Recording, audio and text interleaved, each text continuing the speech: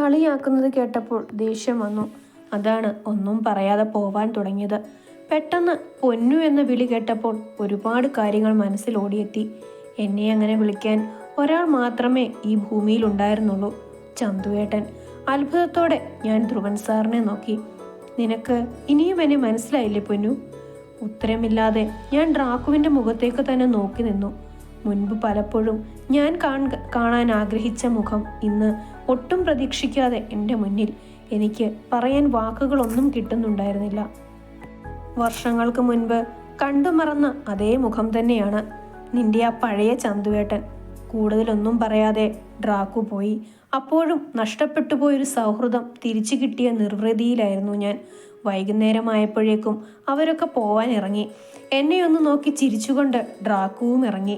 അവർ പോയി കഴിഞ്ഞിട്ടും എൻ്റെ ഷോക്ക് മാറിയിരുന്നില്ല. ആദിയുടെ പാസ്റ്റ് അറിയണമെന്ന് തീരുമാനിച്ചാണ് വീട്ടിൽ നിന്നിറങ്ങിയത്. പ്രതീക്ഷിച്ചതുപോലെ അവൻ സ്നേഹതീരത്തിൽ തന്നെ ഉണ്ടായിരുന്നു. ആദി, എൻ്റെ വിളി കേട്ട് അവൻ തിരിഞ്ഞു നോക്കി. ആദി, ഞാൻ വന്നത് നിനക്ക് പറയാനുള്ള കാര്യങ്ങൾ കേൾക്കാനാണ്. നിനക്ക് എന്തൊക്കെയോ പറയാനുണ്ടെന്ന് പറഞ്ഞിരുന്നില്ലേ? നീ വാ, ഞാൻ പറയാം. അതിനു മുൻപ് ഞാനൊരു കാര്യം ചോദിക്കട്ടെ? നിനക്ക് എന്നെക്കുറിച്ച് എന്തൊക്കെ അറിയാം? അവൻ്റെ ആ ചോദ്യത്തിന് മുൻപിൽ ഞാനൊന്നു പതറി. അവൻ്റെ പേരല്ലാതെ മറ്റൊന്നും എനിക്കറിയില്ലായിരുന്നു. ഞാൻ മറുപടി പറയാതെ നിൽക്കുന്നത് കണ്ടാവണം അവൻ തന്നെ പറഞ്ഞു തുടങ്ങി. എൻ്റെ പേര് മാത്രം അല്ലേ? എന്നെ സ്നേഹിക്കുന്നതിന് മുൻപ് അറ്റ്ലീസ്റ്റ് എന്നെക്കുറിച്ചൊന്ന് അന്വേഷിക്കുകയെങ്കിലും ചെയ്യണ്ടേ? ഞാൻ സ്നേഹിച്ചത് നിന്നെയാണ്.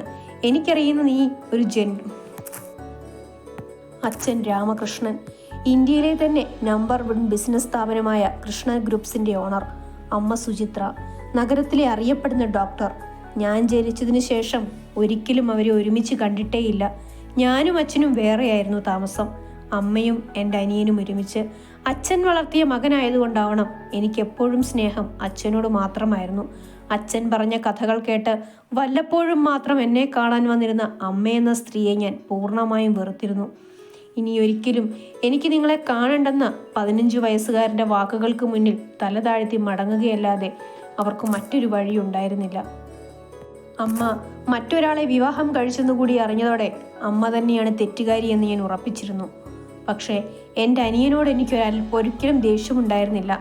പലപ്പോഴും പലയിടത്ത് വെച്ചും ഞാൻ അവനെ കാണുകയും സംസാരിക്കുകയും ചെയ്തിരുന്നു.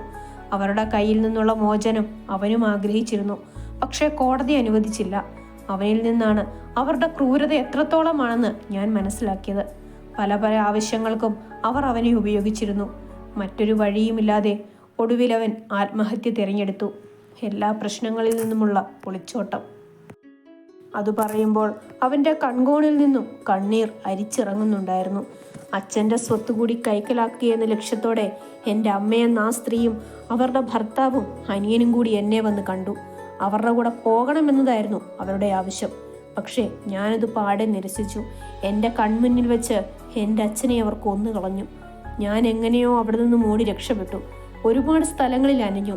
ജീവിക്കാൻ പല മാർഗങ്ങൾ തേടി. കുറേ കാലം ചെന്നൈയിലായിരുന്നു. അവിടെ വെച്ച് മാധവേട്ടനെ കണ്ടു.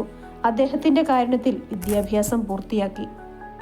ജീവിക്കാൻ ഒരു ജോലിയും കയ്യിൽ അത്യാവശ്യം പണവും ലഭിച്ചതോടെ ഞാൻ നാട്ടിലേക്ക് മടങ്ങി. എൻ്റെ അച്ഛൻ്റെ മരണത്തിന് കാരണക്കാരായവരെ ഇല്ലാതാക്കുക എന്നത് മാത്രമായിരുന്നു എൻ്റെ ലക്ഷ്യം.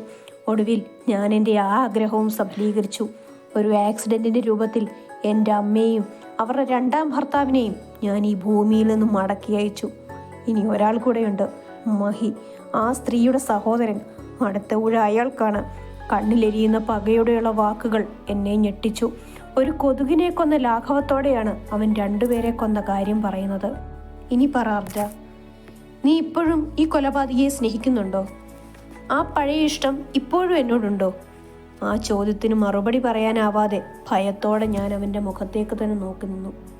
ഇല്ല അർജ, ഞാൻ നിന്നെ ഒന്നിനും നിർബന്ധിക്കില്ല. എനിക്കറിയാം, ഒരു കൊലപാതകിയുടെ കൂടെ കഴിയാൻ ഏതൊരാൾക്കും ബുദ്ധിമുട്ടുണ്ടാവും. ഇനി ഒരിക്കലും നിനക്കൊരു ശല്യമായി ഞാൻ വരില്ല. എൻ്റെ ഒരു ലക്ഷ്യം കൂടി പൂർത്തിയാവാൻ ബാക്കി കിടപ്പുണ്ട്. അതുകൂടി പൂർത്തിയായാൽ ഞാൻ ഈ നാട്ടിൽ നിന്ന് തന്നെ പോവും. ഞാൻ സത്യമെല്ലാം തുറന്നു പറഞ്ഞത് ഞാൻ കാരണം ഒരു പെണ്ണിൻ്റെ ജീവിതം തകരാറിലാവരുത് എന്ന് ആഗ്രഹിച്ചതുകൊണ്ടാണ്. ഇനിയൊരു പക്ഷേ നിന്നെ എൻ്റെ കൂടെ കൂട്ടിയതിന് ശേഷമാണ് ഞാൻ പിടിക്കപ്പെടുന്നതെങ്കിൽ അപ്പോൾ എന്നെ ഓർത്ത് നിന്റെ ഈ കണ്ണുകൾ നിറയാതിരിക്കാനാണ്. നീ ഇതൊന്നും മറ്റാരോടും പറയരുത്. ഇല്ലാന്ന വിശ്വാസം അതൊന്നുകൊണ്ട് മാത്രമാണ് ഈ തുറന്നു പറച്ചിൽ. ആദിയുടെ ചോദ്യങ്ങൾ ഓരോന്നും പെട്ടെന്നൊരു മറുപടി കൊടുക്കാവുന്നവയായിരുന്നില്ല. അവൻ്റെ കണ്ണിലെരിയുന്ന പക ആരാലും കെടുത്താവുന്ന ഒന്നല്ല.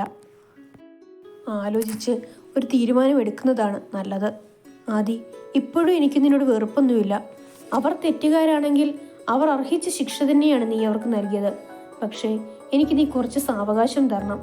എൻ്റെ മറുപടി ഉടനെ പ്രതീക്ഷിക്കരുത്. ഒരു മറുപടി ഉടനെയും ഞാൻ പ്രതീക്ഷിക്കുന്നില്ല. ഞാൻ പറഞ്ഞല്ലോ എൻ്റെ ലക്ഷ്യത്തെക്കുറിച്ച്. എല്ലാം ശുഭമായി അവസാനിച്ചെങ്കിൽ മാത്രമേ ഞാനൊരു കുടുംബജീവിതത്തെക്കുറിച്ച് ചിന്തിക്കൂ. അതിനിടയിൽ ഞാൻ പിടിക്കപ്പെട്ടാൽ പോലീസ് അന്വേഷിക്കുന്ന ഒരു കുറ്റവാളിയല്ലേ ഞാൻ? ടേക്ക് യുവർ ഓൺ ടൈം ആർദ്ര. എനിക്ക് പതിയെ ആലോചിച്ച് തീരുമാനിച്ച ശേഷമുള്ള ഉത്തരം മതി. ആദിയുടെ കാര്യം വൃദ്ധിയോട് പറയണമെന്നുണ്ടായിരുന്നു. പക്ഷേ ആദി പറഞ്ഞതല്ലേ മറ്റാരോടും പറയരുതെന്ന്. എൻ്റെ ജീവിതത്തിലെ പ്രധാന കാര്യങ്ങളെല്ലാം അച്ഛനും അമ്മയും വരെ തീരുമാനമെടുക്കുന്നത് വൃദ്ധിയോട് ചോദിച്ചിട്ടാണ്. അതിനുള്ള പക്വതയും അവനുണ്ടായിരുന്നു. ആലോചിക്കാതെ എടുത്തുചാടി ഒരു തീരുമാനവും എടുക്കില്ല. ഒരാളെ കണ്ടാൽ അവരുടെ മനസ്സ് വായിക്കാനുള്ള കഴിവും അവനുണ്ട്. ഞാൻ ഏത് പ്രോബ്ലത്തിലായാലും അവസാനം എന്നെ രക്ഷിക്കാൻ അവൻ വേണ്ടി വരും. അതുകൊണ്ട് തന്നെ ഒന്നും അവനോട് മറച്ചു വെക്കാറില്ല. പക്ഷേ ഈ കാര്യത്തിൽ അവനെ ആശ്രയിക്കാൻ വയ്യ. അല്ലെങ്കിലേ അവൻ ആദിയോട് ഇഷ്ടക്കേടുണ്ട്. ഇതുകൂടി അറിഞ്ഞാൽ തീരുമാനമായി. വീട്ടിലെത്തി ആദി പറഞ്ഞ കാര്യം മനസ്സിലിട്ട് കൂട്ടിയിട്ടും കുറച്ചിട്ടും നോക്കി. എങ്കിലും ഒരു തീരുമാനമെടുക്കാൻ കഴിഞ്ഞില്ല. മോളെ. ആ അച്ഛ. മോൾക്ക് ധ്രുവനെക്കുറിച്ച് എന്താ അഭിപ്രായം? അത് അച്ഛ, ധ്രുവൻ സാർ ആളൊരു പാവമാണ്, ജെന്റിൽമാൻ. എന്തേ? അവർക്ക് നമ്മുടെ ഫാമിലിയുമായി ഒരു റിലേഷന് താല്പര്യമുണ്ട്. മോളുടെ അഭിപ്രായം എന്താ? അത് അച്ഛാ, ഞാൻ ഇതുവരെ അങ്ങനെയൊന്നും വിചാരിച്ചില്ല. പെട്ടെന്നൊരഭിപ്രായം വേണ്ട മോളെ, പതിയെ ആലോചിച്ച് പറഞ്ഞാൽ മതി. അമ്മയ്ക്കും അച്ഛനുമൊക്കെ ആ ബന്ധത്തിൽ നല്ല താല്പര്യമുള്ളതായി തോന്നി. ഒന്നും പറയാൻ കഴിയാത്ത ഒരവസ്ഥയിലായി പോയി ഞാൻ. അച്ഛന് മറുപടിയൊന്നും കൊടുക്കാതെ ഞാൻ റൂമിലേക്ക് പോയി. എൻ്റെ പിന്നാലെ ഋദ്ധിയും വന്നു. നീ ഇനി ആദ്യം ആലോചിച്ച് നിൽക്കണ്ട. നിനക്ക് ചേരുന്നത് ധ്രുവൻ തന്നെയാണ്. നീ അങ്കിളിനെയും ആൻറ്റിയും കുറിച്ചൊന്ന് ആലോചിച്ച് നോക്ക്. അവരൊക്കെ എത്ര ഹാപ്പിയാണെന്ന്. എല്ലാം അറിഞ്ഞു വെച്ചിട്ട് നീ ഇങ്ങനെ പറയില്ലേ ഋത്വി. അല്ലെങ്കിലേ ചെകുത്താനും കടലിനും നടുവിൽ നിൽക്കുക ഞാൻ. നിന്റെ മുഖത്തെന്താടി ഒരു പതർച്ച? നിനക്കെന്തെങ്കിലും പറയാനുണ്ടോ? ഒന്നുമില്ല. ഒന്നും പറയാതിരുന്നിട്ട് അവസാനം വല്ല കുഴപ്പത്തിലും ചാടിയെ രക്ഷിക്കാൻ ഞാൻ വരില്ല കേട്ടോ. വേണ്ട, വരണ്ട. എനിക്ക് ആരുടെ ഹെൽപ്പൊന്നും ആവശ്യമില്ല. എൻ്റെ കാര്യം നോക്കാൻ എനിക്കറിയാം. അവസാനം വരെ ഇതിപ്പോൾ എന്നെ പറഞ്ഞാൽ മതി. എന്നെ നന്നായൊന്ന് പുച്ഛിച്ചിട്ട് അവൻ പോയി. രാത്രി കിടന്നിട്ടും ഉറക്കം വന്നില്ല. നിദ്രാദേവി സെക്യൂരിറ്റി പണിക്ക് പോയെന്ന് തോന്നുന്നു. മനസ്സാകെ കലങ്ങി മറിഞ്ഞിരിക്കുകയാണ്. ഒരു തീരുമാനമെടുക്കാൻ പറ്റുന്നില്ല. പിറ്റേന്ന് രാവിലെ ഋദ്ധി ഫോൺ വിളിച്ചപ്പോഴാണ് എഴുന്നേറ്റത്. എന്താടാ, നിനക്ക് ഉറക്കമൊന്നുമില്ലേ ഇത്ര രാവിലെ? അന്ന് ദേവൻ മാഷ് പറഞ്ഞ ആ അഡ്രസ്സ് ഞാൻ ഒന്നുകൂടി അന്വേഷിച്ചു. അവിടെ താമസിച്ചവരുടെ ഡീറ്റെയിൽസ് കിട്ടി. കൃഷ്ണ ഗ്രൂപ്പ്സിൻ്റെ ഓണർ രാമകൃഷ്ണനും ഫാമിലിയുമാണ്. അപ്പോൾ ആദിയുടെ അച്ഛനാണോ ആ വീട്ടിൽ താമസിച്ചിരുന്നത്? മാഷ് അന്വേഷിക്കുന്നതും അവരെക്കുറിച്ചാണോ?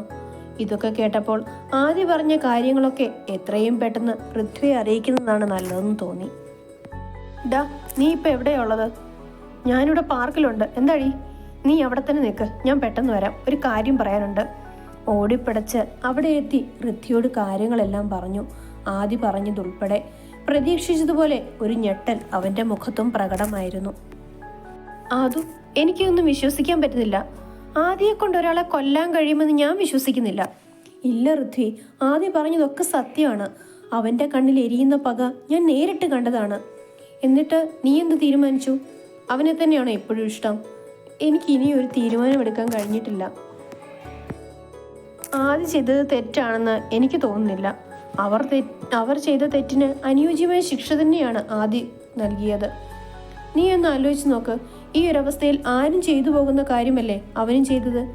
പക്ഷേ ആദു, മനസാക്ഷിക്ക് മുന്നിൽ അവൻ ചെയ്തതാണ് ശരിയെങ്കിലും നിയമത്തിനും കോടതിക്കും മുന്നിൽ അവനാണ് തെറ്റുകാരൻ. ഒരുപക്ഷെ അവൻ പിടിക്കപ്പെട്ടാൽ നിനക്ക് നഷ്ടമാവുന്ന നിന്റെ ജീവിതമാണ്. അതറിഞ്ഞുകൊണ്ട് ഇനിയൊരു സാഹസത്തിൽ നിൽക്കണം. ഞാൻ ഇതുവരെ ആദിയോട് തീരുമാനമൊന്നും പറഞ്ഞിട്ടില്ല ഋത്വി. അതിനു മുൻപ് മാഷും ആദിയുടെ ഭാമിനിയും തമ്മിലുള്ള ബന്ധം എന്താണെന്ന് അറിയണം. എനിക്ക് എന്തൊക്കെയോ അപാകതകൾ തോന്നുന്നു. നമുക്ക് ഇന്ന് തന്നെ മാഷെ കണ്ട് സംസാരിക്കണം. ഞങ്ങൾ നേരെ മാഷിനെ കാണാൻ പോയി. പക്ഷേ ആദ്യം പറഞ്ഞ കാര്യങ്ങളൊന്നും മാഷിനോട് സംസാരിച്ചില്ല. മാഷെ, ഞങ്ങളെ രാമകൃഷ്ണനെ കുറിച്ച് അന്വേഷിച്ചു. കൂടുതൽ വിവരങ്ങളൊന്നും കിട്ടിയില്ല. അയാളും ഭാര്യയും 2 മക്കളുമാണ് അവിടെ താമസിച്ചിരുന്നു മാത്രം അറിഞ്ഞു. ഇനിയെങ്കിലും പറ മാഷെ, മാഷുടെ ആരെ ഈ രാമകൃഷ്ണൻ? ഇനിയും ഞാൻ അതൊക്കെ നിങ്ങളിൽ നിന്നും മറച്ചു വെക്കുന്നതിൽ അർത്ഥമില്ല. കുടുംബകാര്യം ആയതുകൊണ്ടാണ് ഇതുവരെ പറയാതിരുന്നത്. രാമകൃഷ്ണനുമായി നേരിട്ട് എനിക്കൊരു ബന്ധവുമില്ല. പക്ഷേ അവൻ്റെ ഭാര്യ സുചിത്ര എനിക്കെൻ്റെ കൂടപ്പറപ്പായിരുന്നു, എൻ്റെ സ്വന്തം അനിയത്തി. ഞെട്ടലോടെ ഞാനും പൃഥ്വിയും പരസ്പരം നോക്കി.